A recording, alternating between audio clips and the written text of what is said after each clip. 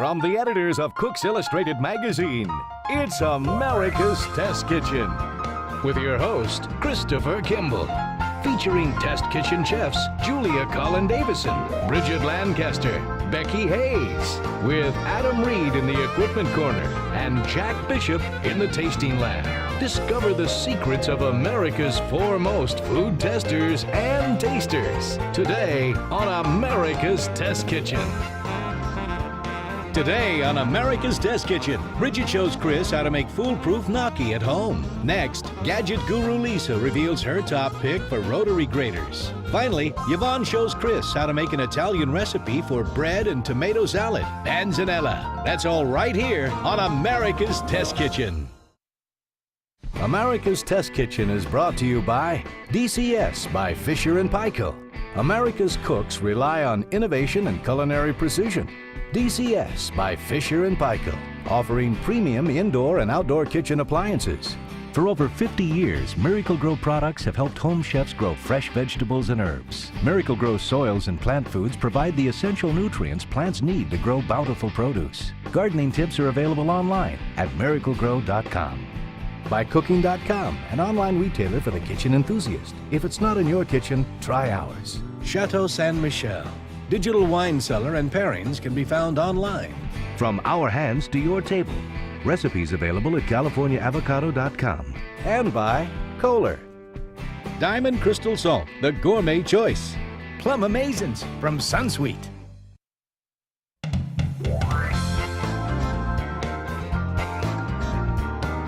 Okay, use your powers of imagination. We're in Rome. Great. We're on holiday. Even better. And someone comes up and says, hey, gnocchi. Now, what do you think that means? It means... Can I buy you a glass of wine? No, it means, hey, stupid. No, oddly enough, we looked into the history of gnocchi. It does mean, Italian means stupid. I don't know why. You just called me stupid. I said someone else. It was a third party. Gotcha. So the history of gnocchi goes back actually to the 1500s. That's when potatoes arrived in Italy, and they essentially poached them. They're small, poached dumplings. That's right. Now you can take it from there. All right. Well, I always thought gnocchi meant impossible because they're nearly impossible to make at home. The key, though, we found with making great gnocchi that are light, full of flavor, is a lack of moisture inside the gnocchi. We want them to be moist enough so that they're tender, but not so much that they're sinkers. Of course, russets are the driest of the potato. They contain a lot of starch. This is 2 pounds of russets. Now, traditionally, we just throw these right in the oven, let them bake, concentrates their flavor. It's great, it really dries out the potato, but it takes over an hour to bake a potato in the oven. So we're gonna speed things up and use a 2-step process. So this is a microwave-safe plate. We're gonna put this in the microwave and cook it until the ends are just slightly softened a bit. That's gonna take about 10 minutes. Then after that, I'm going to stick these potatoes right into the oven where they can dry out even further and really concentrate their flavor. And that's going to take about 15 to 20 minutes to fully soften these potatoes so that a skewer inserted meets very little resistance. Well, you know, if you're like me, you probably get confused about high-starch potato, low-starch potato, and why they end up differently when you cook them. Well, let's start with the russet. That's the one we're using right now. This is a high-starch potato. It has 20 to 23% starch, okay? Middle range potatoes, so the medium starch, this is a Yukon Gold. It's 18 to 20% starch. And finally, a new potato, red potato, is 16 to 18% starch. Now, that doesn't sound like a big deal, but it really is when you cook it. Here's what happens. In a high starch potato like the russet, the starch granules start to grow. They absorb liquid. That's true for all the potatoes. And then the amylose starts coming out. That's a kind of starch. It leaks out. It's very sticky. Okay, so far so good. But in a russet potato, finally, the granules actually burst, and something else comes out, amylopectin. It coats the amylose so the amylose doesn't get sticky, so you end up with a fluffy potato. In a low-starch potato like this, the amylose comes out sticky, and you get that sticky, wet texture. The granules never explode, and the amylopectin doesn't come out to save the day. So that's why a high-starch russet ends up being fluffy, and a red potato ends up being waxy. Got some hot potatoes here for you, Chris. Hot, hot, hot. And they are fully tender.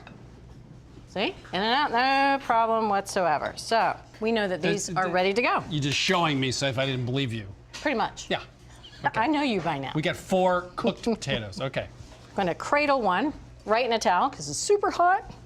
And I'm going to use a paring knife, and the skin should just really slip away in these big shards like this. We need to get these potatoes out of the skins, and we're going to do this while it's hot because we want to release as much steam that's still in those potatoes because, again, dry potatoes means less flour, means less doughy gnocchi. All right, so that's done. Now we need to figure out a way to make this potato into a pulp. Now we could mash it, but what happens as we mash the potato releases and ruptures all these cells in there, so we get much more of a gluey substance. So what we found that was much better is if we used a ricer. We're not going to handle the potatoes too much, and we're going to do this while they're hot, again, to release a lot of steam. So what I'm going to do is just spread this out to a nice even layer. We want as much steam to escape as it possibly can, so about 5 minutes. It should cool down rather quickly. Meanwhile, let's go check in with our gadget guru, Lisa McManus. Well, Chris, we like rotary graters. They're really good for grating cheese right at the dinner table. They're safe for kids, but you shouldn't have to work really hard to get plenty of cheese, and you should be able to use it on any kind of cheese that you have. We found 4 different models. They price from $10 to $42, and we tried them out with all kinds of cheese. This one has 1 million parts, and you have to pull it up like this to make a drum for the cheese. It's got a little divided hopper, so you have to cut that cheese all up before you can put it in there. You place this on the slot, and then you're pushing down and turning. And it is exactly like those child-proof caps on medicine bottles that no one can open. You're working and working, and there's no cheese coming out, very little, and your dinner's getting cold. That was a bust. This was the most expensive, and it's really pretty, but we couldn't quite figure out what we were supposed to do with it at first. Turns out you're supposed to put the cheese in here and press down with your thumb while turning this little crank. We were banging our hands into each other. It actually kind of hurts to hold that thing down while you're trying to crank. You're just wrestling. It's horrible. This is more of a classic model. You've probably seen one of these before, a little hopper, put the cheese in and you're turning. It works okay. It's a little rattly, a little hard to turn. And worst of all, this drum is the fine shredding blade. If you want a bigger shred, you have to go out and buy a separate one. And this thing already costs $25. Not worth it. Brings us to our winner. This is the Xylus all-cheese grater. Comes with large and small drums. It has a nice, great big hopper, so you can put that cheese right in there without trimming it like crazy first. It's easy to turn. You just turn the crank. You're getting plenty of cheese with very little effort, nice and comfy in the handle. 2 drums. $19.95, the Xylus all-cheese grater is our favorite. All right, so the potatoes cooled down. That was just about 5 minutes. Perfect to work with. Just going to use a scale, and you've got to use a scale for this. And I'll scoop in 1 pound or 16 ounces of the cooled potato. So in order to make this foolproof every single time, from batch to batch, we're going to weigh out the potatoes. We know exactly how much flour to potato to use. All right, on the money. So for right now, just bring this right back up here. So this is just 1 large egg, perfect amount. Just want to really beat it well. All right, and just pour that right in. I'll start to work this just until the potato is coated, and I'm using a fork, so I'm not over-handling the potatoes, crushing them, releasing those starches. We prefer to use egg because egg acts as a binder, and it helps to prevent us from having to use too much flour. Now, we can go ahead, add in 4 ounces of all-purpose flour. Just sprinkle that right over the top. So it's a pound of potatoes, 4 ounces of flour. Got it. Along with a teaspoon of salt.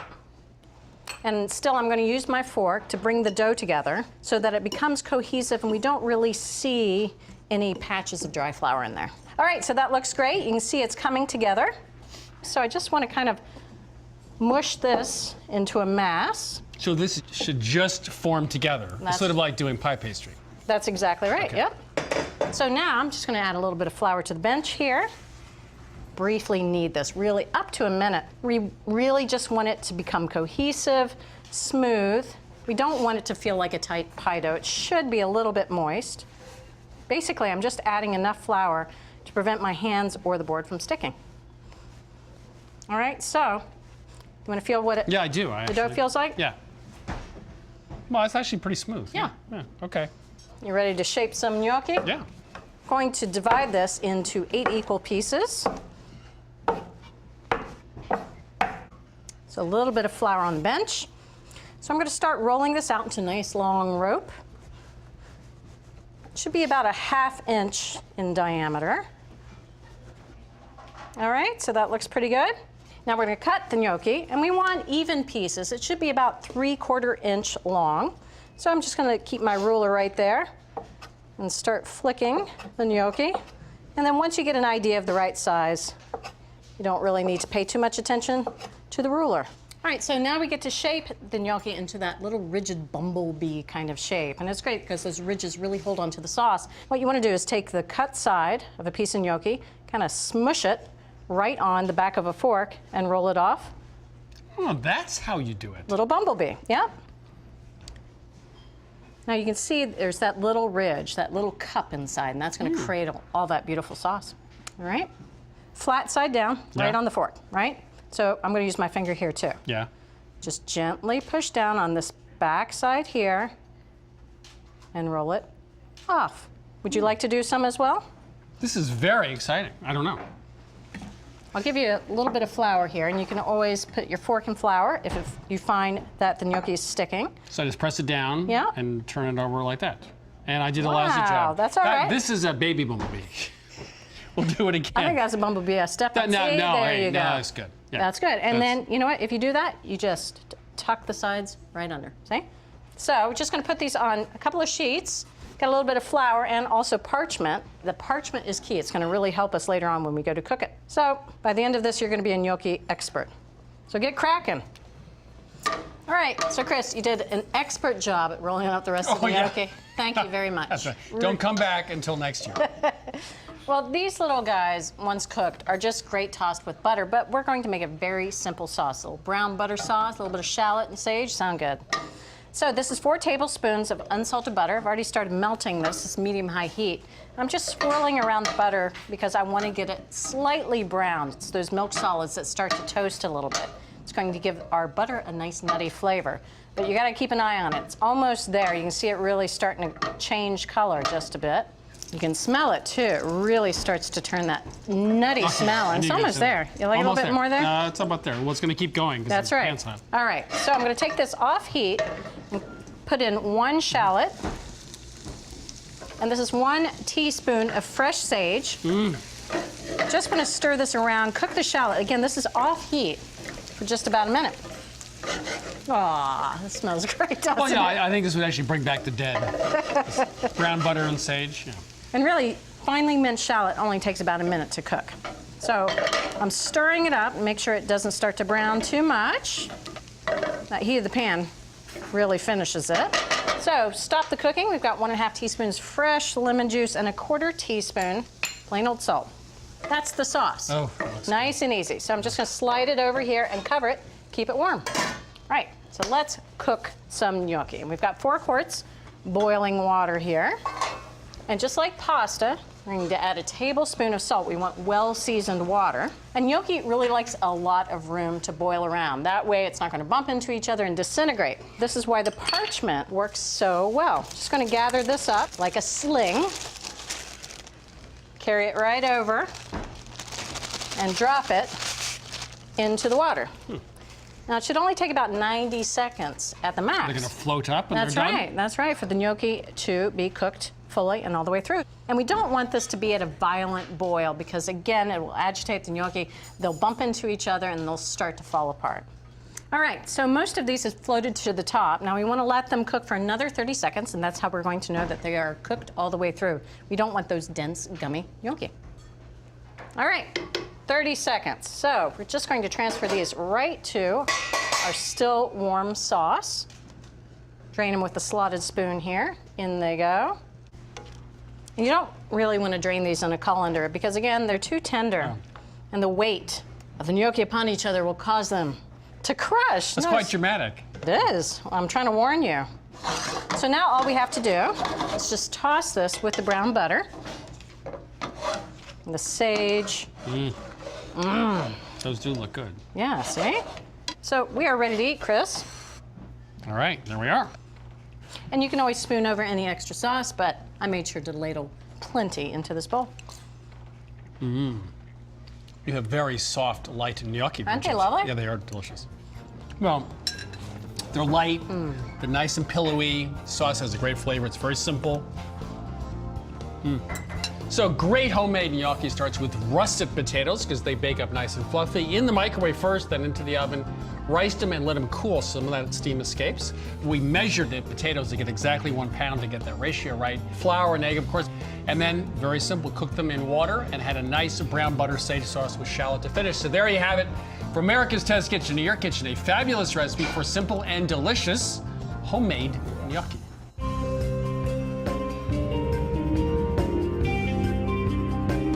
This is not a big secret, guy, but if you go to the supermarket and buy a tomato, you can find out very quickly that it was designed for shipping and not eating because they're tasteless. The problem is, even at home in Vermont, I find that my own tomatoes, almost all the time, are also tasteless. So what's going on? Why can't I make a good tasting tomato? Well, Chris, let's first start with the commercial tomatoes, and you're right, they are tasteless, and that's because they are picked when they're green, before they've even ripened. Then they are artificially ripened to turn from green to red by exposing them to a gas called ethylene. Now, tomatoes do produce their own ethylene, but they only produce this in any significant amount while the tomato is ripening. So if you pick a tomato when it's green, it stands to reason there's just not enough ethylene there, so they have to add extra in order to get it to change color. But the problem is it changes color very quickly, but the development of real flavor takes time. Okay, so in Vermont, where I grow tomatoes year in and year out, I got all the time in the world, but the fact of the matter is my tomatoes never actually taste like anything. So what's the problem?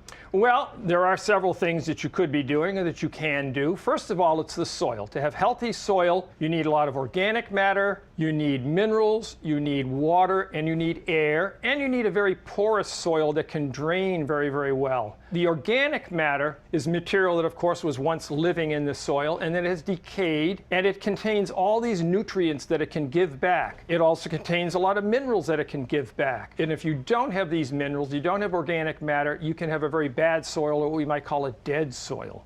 And the other thing that you need to do is, besides having a good soil, is check the pH. Okay, you keep saying pH. I know that's one of your favorite terms. So again, what is pH? Okay, pH is a measure of how acid or how basic something is, in this case, soil, and it's important. So pH 7 is neutral. Tomatoes like just a slightly acid soil. They like a pH between 6 and 6.8. Most soil is actually more acid than that, so people will add lime to bring up the pH, and they call this sweetening the soil. That can help. Okay, I'm doing okay though, because I put composted cow manure on. My soil's, pretty good.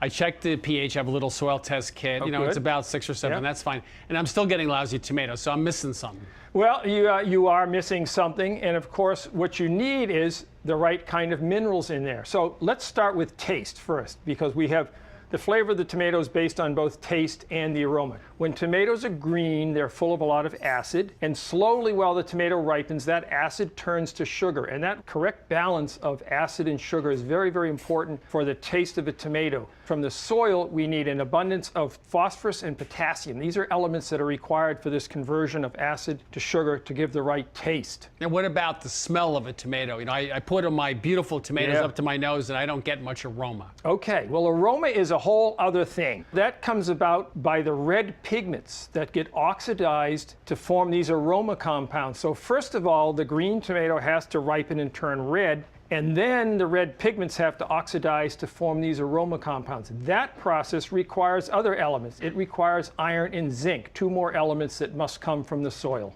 So the obvious things are the acidity of the soil, the pH, having enough organic matter, but there are all these minerals you also need. And of course, I also need a hot sun. You need a lot of sun, and of course a lot of time, and you need the right balanced soil, a healthy soil, in order to get the right flavor. I think if you go and balance your soil, you're going to get the right flavorful tomato. So let's go into the kitchen now with Yvonne. Let's make a panzanella tomato bread salad, and we're going to start with great tomatoes.